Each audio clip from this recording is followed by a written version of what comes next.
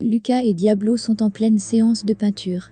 Le jeune homme raconte à l'homme qu'ils n'ont rien trouvé concernant la bande dans le bureau de Léon. Santos veut savoir ce qu'il en est de la clé USB. Angèle répond que Topo est en train de la fouiller. Une fois qu'il aura fini, il l'en informera. Il confie que Topo va tout raconter à Suzy, et il a peur que celle-ci ne les trahisse. Lucas répond que si elle n'a rien dit à Cachorro ce soir-là, cela signifie qu'elle n'est pas si proche de Léon qu'il le croit. À cet instant, le téléphone de Lucas sonne. Lorsqu'il finit de discuter, il dit à Angèle qu'il s'agit de personnes qui attendent ses tableaux pour une exposition. De l'autre côté, Suzy est hors d'elle. Elle n'arrive pas à croire que Hierro ait tendu un piège aussi macabre à son propre fils. Dans la colère, elle laisse échapper que si elle avait su que ce type était aussi dangereux, jamais Esperanza et elle ne l'auraient fait chanter. Suzy essaie de ravaler ses propos, mais il est trop tard. Topo, intrigué, lui demande si les 37 000 $ provenaient de Hierro. Terrifiée, Suzy hoche la tête pour répondre par l'affirmative. Perla déclare qu'il va falloir que sa mère se tienne vraiment loin de tout ça maintenant, car il se peut que Hierro la reconnaisse. Au commissariat, Jimmy est toujours autant impliqué dans l'enquête de la bande, malgré le fait que le capitaine Soto lui ait assigné une autre enquête. Mike le suit complètement, mais lui fait quand même remarquer que le capitaine pourrait être très furieux de ce qu'il délaisse cette enquête pour celle de la bande. Jimmy répond qu'ils ne font rien de mal, vu qu'ils enquêtent sur la bande lors de leur temps libre. Au même moment, Soto fait son entrée. Il annonce à Cardona qu'il vient d'apprendre par le journal le décès d'Hannibal Davila. Virginia confie à Mauricio que son père est sûrement mort en pensant qu'elle le détestait. Mauricio lui assure qu'Hannibal n'aurait jamais pensé cela. La jeune femme avance que son père est mort triste, en parlant de la déception énorme qu'elle lui a causée. Elle ajoute que, pendant que son père était en train de mourir, elle était chez Horacio en train de dire des choses horribles sur lui. En larmes, elle déclare qu'elle aimait énormément son père, et n'a même pas pu le lui dire, avant qu'il ne meure. Mauricio la réconforte. Il affirme qu'elle avait raison d'être autant en colère, car il a passé tout le pouvoir à Martin et pas à elle. Virginia n'est pas d'accord. Elle affirme qu'elle s'en voudra toute sa vie d'avoir été si cruelle envers son père. Elle ne pourra jamais oublier cela. Il demande ensuite ce qu'elle compte faire avec Martin. Virginia répond assurément que Martin pense qu'il a le champ libre, mais il n'en est rien. Elle ne laissera pas faire les choses aussi facilement.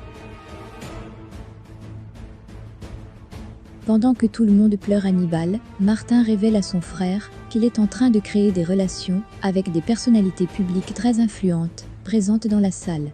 Il déclare que maintenant, il va utiliser l'argent d'Hannibal pour investir dans une plateforme. Christian lui demande de quoi il parle. Martin le traite d'imbécile. Il ajoute qu'il ne compte pas se contenter de ce qu'Hannibal lui a laissé. Il lui demande alors comment sonne l'appellation sénateur Martin Lacero. Christian, amusé, répond qu'il ne savait pas que son frère s'intéressait à la politique. Celui-ci lui demande pourquoi pas. Il ajoute qu'il a tout pour être sénateur, le charisme, l'intelligence et de l'éloquence. Il est un politique né. Perla retrouve sa mère à la laverie automatique. Elle lui demande si elle va bien. Suzy répond par la négative. Elle estime qu'elle aurait dû être là pour Esperanza, après tout ce qu'elle a vécu ces derniers temps. Perla lui déclare qu'elle n'aurait rien pu faire de toute façon. Suzy rétorque qu'elle aurait pu au moins lui apporter son soutien. La mère de Junior confie alors qu'Esperanza n'était pas complètement seule, car Sandro était à ses côtés. Elle ajoute qu'il a même avoué s'être rapproché de la mère d'Angèle dernièrement. Chez Lucas, Diablo et Topo consultent les documents obtenus au travers de la clé USB de Léon. Ils se rendent compte que Léon gagnait encore beaucoup plus qu'il ne le disait. Ils sont toutefois déçus, car il n'y a rien de concret pouvant le lier avec les vols et Hierro. De l'autre côté, Horacio demande à Manuela si elle est sûre de vouloir se faire avorter. Celle-ci répond en larmes qu'elle n'a pas d'autre option. Elle ne peut pas garder un enfant qui va sans cesse lui rappeler qu'elle a été avec ce misérable d'Angèle. Horacio lui dit être de son côté, et elle pourra toujours compter sur son soutien. Simplement, il tient à se rassurer qu'elle veuille vraiment le faire, et pas éprouver des regrets par la suite. Il lui veut savoir ensuite l'heure à laquelle son rendez-vous se tiendra demain. Manuela répond que c'est à 9 h. Elle ajoute qu'elle aura besoin qu'il l'accompagne, et qu'il l'attende jusqu'à la fin, car elle ne pourra pas le demander à Virginia en ce moment. Garcia lui répond qu'évidemment il sera là.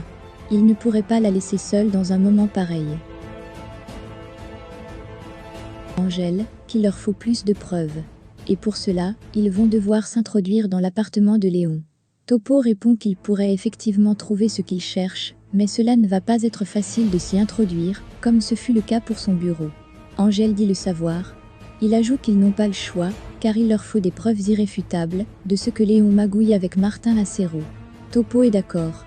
Il ajoute qu'il va aussi falloir prouver que Martin, c'est aussi El Hierro. Angèle acquiesce.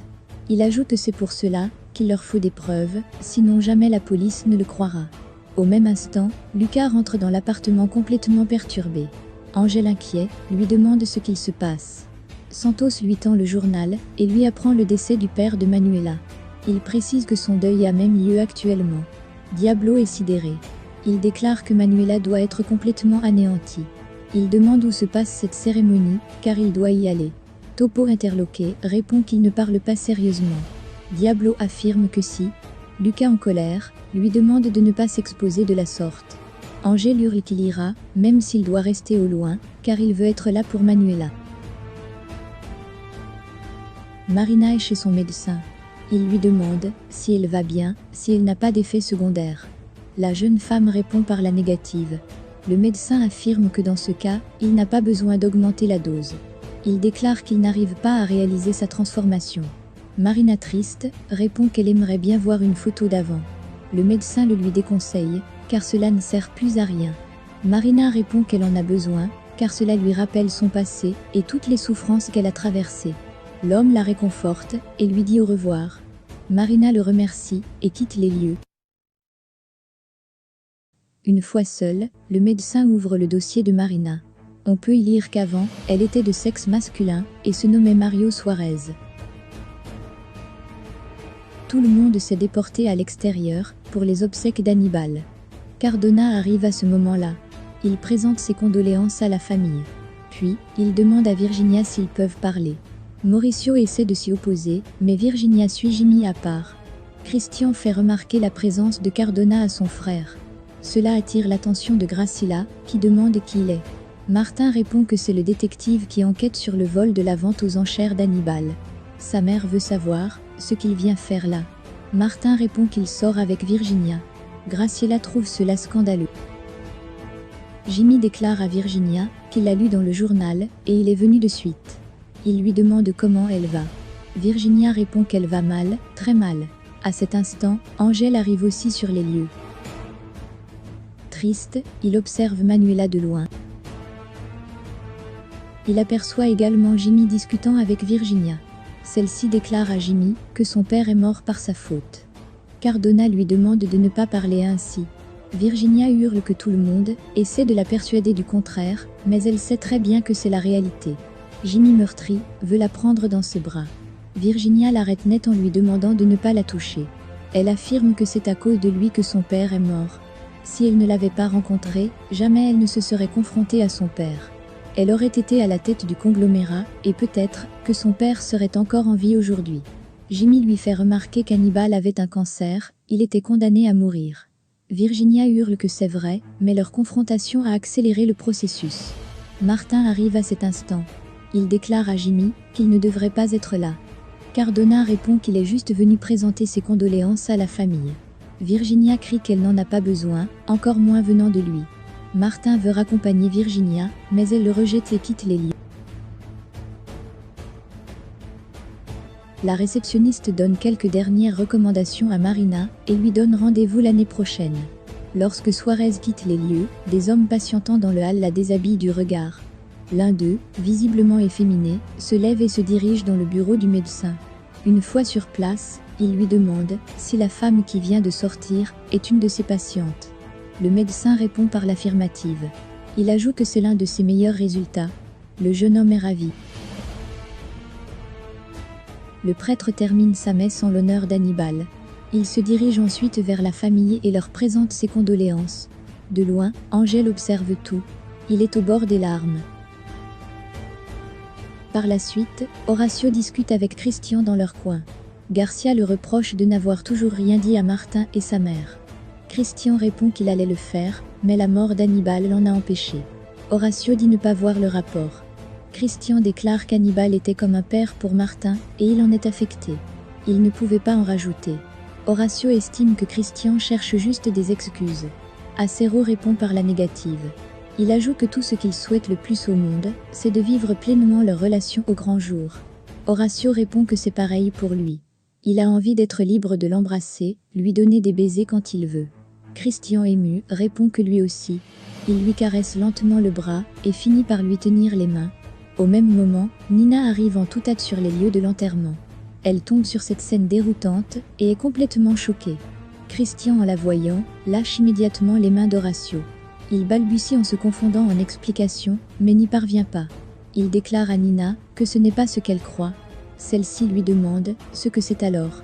Christian ne sachant plus quoi répondre, Garcia brise le silence. Il affirme à Nina que Christian a quelque chose à lui avouer. Il quitte ensuite les lieux.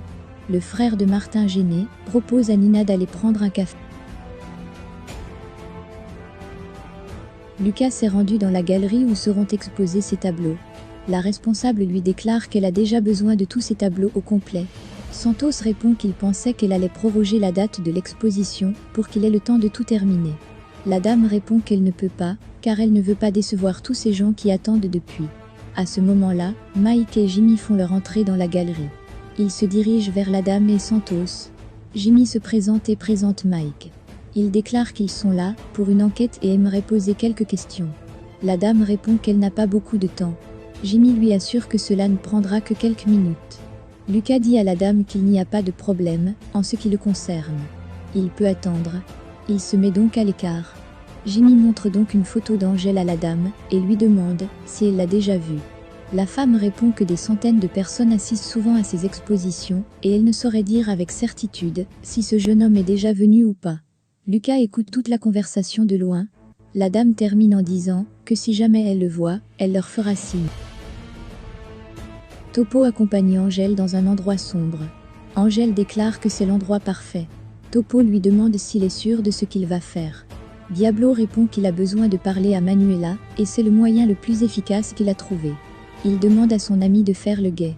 Diablo s'empare alors d'une peinture à spray et commence à taguer un mur.